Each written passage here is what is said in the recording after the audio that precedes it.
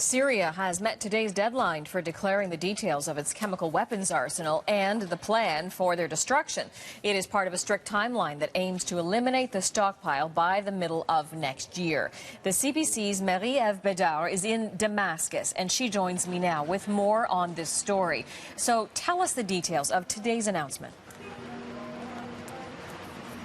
Well, the government has submitted the declaration of its chemical weapons program to the United Nations and the OPCW organization. As part of this declaration, there is a plan for the destruction of their stocks of chemical weapons, but also the facilities to produce them.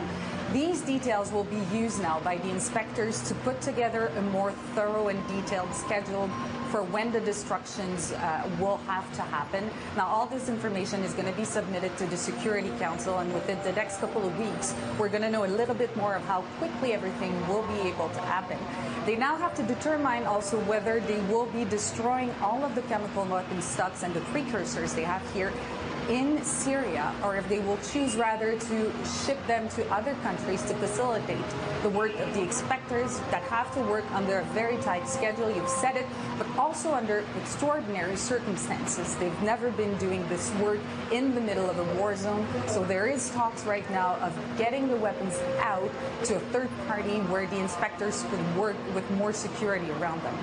So what is the broader timeline now then in all of this? What would the next step be? Well, from now, the facilities, most of them have been inspected. 18 out of 23 have received a visit from the inspectors.